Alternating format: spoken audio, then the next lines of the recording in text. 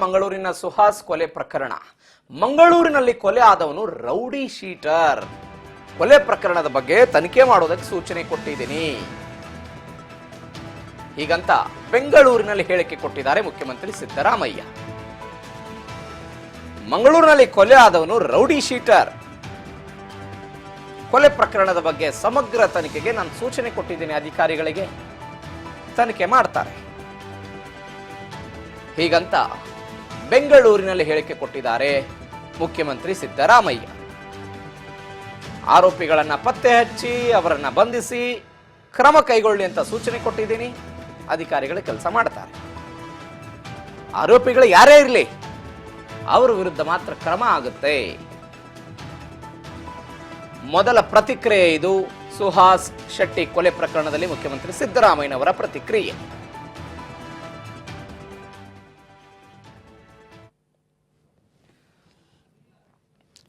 ಬೆಳಗ್ಗೆ ಮಾಹಿತಿಯನ್ನು ಪಡೆದುಕೊಂಡ್ರು ಮುಖ್ಯಮಂತ್ರಿ ಸಿದ್ದರಾಮಯ್ಯನವರು. ದಿನೇಶ್ ಗುಂಡೂರಾವ್ ಅವರು ಕೂಡ ಹೋಗಿ ಸಿದ್ದರಾಮಯ್ಯನವರನ್ನು ಭೇಟಿಯಾಗಿ ಬಂದರು. ಅದಾದ ನಂತರ ಅಲೋಕ್ ಮೋಹನ್ ಅವರು ಭೇಟಿಯಾದರು. ಹಿರಿಯ ಅಧಿಕಾರಿಗಳ ಜೊತೆಗೆ ಮುಖ್ಯಮಂತ್ರಿ ಸಿದ್ದರಾಮಯ್ಯನವರು ಮಾಹಿತಿಯನ್ನು ಪಡೆದುಕೊಳ್ತಾ ಇದ್ರು. ಅಲ್ಲಿ ಏನಾಗ್ತಾ ಇದೆ, ಏನು ಬೆಳವಣಿಗೆಗಳು, ಕಟ್ಟುನಿಟ್ಟಿನ ಕ್ರಮ ಆಗಿರ್ಬೋದು, ಅದಾದ ನಂತರ ಶಾಂತಿ ಸುವ್ಯವಸ್ಥೆ ಕಾಪಾಡೋದು, ನಿಷೇಧಾಜ್ಞೆ ಜಾರಿಗೊಳಿಸೋದು. ಸಿದ್ದರಾಮಯ್ಯನವರು ಹೇಳ್ತಾ ಇದ್ದಾರೆ ರೌಡಿ ಶೀಟರ್ ಒಬ್ಬನ ಕೊಲೆ ಆಗಿದೆ. ರೌಡಿ ಶೀಟರ್ ಅಂತ ಅಂದರೆ ನಾನು ಬೆಳಗ್ಗೆ ಹೇಳ್ತಾ ಇದ್ನಲ್ಲ, ಪಾಜಿಲ್ ಎನ್ನುವಂಥ ಒಬ್ಬ ವ್ಯಕ್ತಿಯ ಕೊಲೆ ಆಗುತ್ತೆ. ಆ ಕೊಲೆ ಪ್ರಕರಣದಲ್ಲಿ ಪ್ರಮುಖ ಆರೋಪಿಯಾಗಿ ಸುಹಾಸ್ ಶೆಟ್ಟಿ ಹೆಸರಿದೆ ಅಂತ ಬಿಜೆಪಿಯವರು ಏನು ಹೇಳ್ತಿದ್ದಾರೆ, ಸಿದ್ದರಾಮಯ್ಯನವರು ಈ ಸಾಫ್ಟ್ ಕಾರ್ನರ್ ಅಂತ ತೋರಿಸ್ತಿದ್ದಾರೆ. ಸುಹಾಸ್ ಶೆಟ್ಟಿ ಹಿಂದೂ ಕಾರ್ಯಕರ್ತ, ಆ ಹಿಂದೂ ಕಾರ್ಯಕರ್ತನಿಗೆ ರೌಡಿ ಶೀಟರ್ ಪಟ್ಟವನ್ನು ಕಟ್ತಾ ಇದ್ದಾರೆ ಹೀಗಂತ ಸಿದ್ದರಾಮಯ್ಯನವರು ಮಾತನಾಡಿದ್ದಾರೆ. ಅಲ್ಲಿ ನಾನು ಇದು ಯಾಕೆ ನಡೆದಿದೆ ಅಂತ ಗೊತ್ತಿಲ್ಲ ನನಗೆ. ರೌಡಿ ಶೀಟರ್ ಆಗಿದ್ದ ಅಂತ ಹೇಳ್ತಾರೆ. ನಾನು ನೋಡಬೇಕು ಅದನ್ನ. ಇನ್ನೂ ಮರ್ಡರ್ ಆಗಿದೆ. ಪೊಲೀಸ್ನವ್ರಿಗೆ ನಿನ್ನೆ ಮಾತಾಡಿದಾಗ ಲಾ ಅಂಡ್ ಆರ್ಡರ್ ADGP ಇದಾರಲ್ಲ, ಅವ್ರನ್ನ ಕಳಿಸಿದೀವಿ. ಕೂಡಲೇ ಅಲ್ಲಿ ಹೋಗಿ ನೋಡಪ್ಪ ಏನಾಗಿದೆ ಅಂತ ನೋಡಬೇಕು ಅಂತ. ಯಾಕೆ ಮರ್ಡರ್ ಆಗಿದೆ, ಏನ್ ಕಾರಣ, ಇವೆಲ್ಲ ಗೊತ್ತಿಲ್ಲ ನನಗೆ. ಯಾರು ಮಾಡಿದ್ದಾರೆ ಅದಕ್ಕೆ ಕೂಡ್ಲೇನೆ ಅಕ್ಯೂಸ್ಡ್ ಯಾರ್ಯಾರು ಆಗಲಿ, ಮನುಷ್ಯನ ಪ್ರಾಣ ಬಹಳ ಮುಖ್ಯ. ಅದಕ್ಕೋಸ್ಕರ ಕೂಡಲೇ ಅಪರಾಧಿಗಳನ್ನು ಪತ್ತೆ ಹಚ್ಚತಕ್ಕಂಥ ಕೆಲಸ ಮಾಡಬೇಕು, ಅವ್ರನ್ನ ದಸ್ತಗಿರಿ ಮಾಡಬೇಕು, ಅವ್ರ ಮೇಲೆ ಕಾನೂನು ರೀತಿಯ ಕ್ರಮ ತಗೊಳ್ತಕ್ಕಂಥದ್ದು ಆಗಬೇಕು ಅಂತ ಹೇಳಿದ್ದೀನಿ. ಈಗ ಅಲ್ಲಿ ನಾನು ಇದು ಯಾಕೆ ನಡೆದಿದೆ ಅಂತ ಗೊತ್ತಿಲ್ಲ ನನಗೆ. ರೌಡಿ ಶೀಟರ್ ಆಗಿದ್ದ ಅಂತ ಹೇಳ್ತಾರೆ. ನಾನು ನೋಡಬೇಕು ಅದನ್ನ. ಇನ್ನೂ ಮರ್ಡರ್ ಆಗಿದೆ. ಪೊಲೀಸ್ನವ್ರಿಗೆ ನಿನ್ನೆ ಮಾತಾಡಿದಾಗ ಲಾ ಅಂಡ್ ಆರ್ಡರ್ ADGP.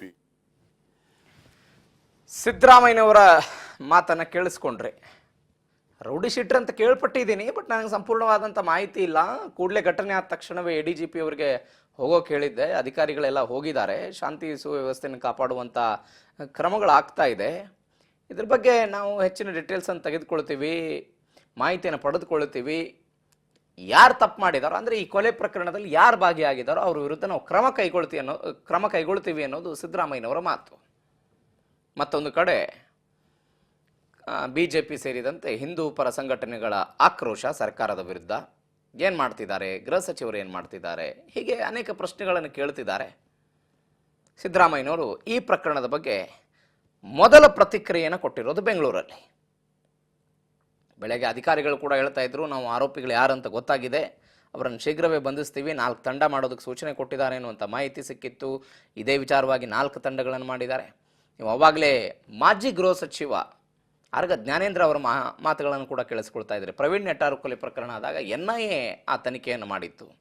ಆರೋಪಿಗಳು ಕೇರಳಕ್ಕೆ ಹೋಗಿ ತಲೆಮರೆಸ್ಕೊಂಡಿದ್ರು, ದೊಡ್ಡ ಪ್ರಕರಣ ಏನೇನೋ ಆಗಿಬಿಟ್ಟಿತ್ತು. NIA ಅದರಲ್ಲಿ ಎಂಟ್ರಿಯಾಗಿ ಆ ಪ್ರಕರಣವನ್ನು ತನಿಖೆ ಮಾಡಿ, ಅದಾದ ನಂತರ ಅನೇಕ ಆಕ್ರೋಶಗಳು ಕೂಡ ಆ ಸಂದರ್ಭದಲ್ಲಿ ಕೇಳಿ ಬಂದಿತ್ತು. ಈಗ ಸಿದ್ದರಾಮಯ್ಯನವರ ಸರ್ಕಾರದ ಮೇಲೆ ಇಂಥದ್ದೊಂದು ಆಕ್ರೋಶ ಕೇಳಿ ಬರ್ತಾ ಇದೆ. ಮೇಲಿಂದ ಮೇಲೆ ಹಿಂದೂ ಕಾರ್ಯಕರ್ತರ ಕೊಲೆ ಆಗ್ತಾ ಇರೋದು, ಅದರಲ್ಲೂ ಈ ವಾರದಲ್ಲಿ ಆಗಿರುವಂಥ ಬೆಳವಣಿಗೆಗಳು, ಇತ್ತೀಚೆಗೆ ಸಿದ್ದರಾಮಯ್ಯನವರು ಕೊಟ್ಟಂಥ ಹೇಳಿಕೆ, ಅವೆಲ್ಲದರ ದೃಷ್ಟಿಯಿಂದ ಆಗ್ತಾ ಇರುವಂಥ ಬೆಳವಣಿಗೆ. ಇದೀಗ ಸಿದ್ದರಾಮಯ್ಯನವರ ಪ್ರತಿಕ್ರಿಯೆ ಇದು ಸುಹಾಸ್ ಶೆಟ್ಟಿ ಕೊಲೆ ಪ್ರಕರಣಕ್ಕೆ.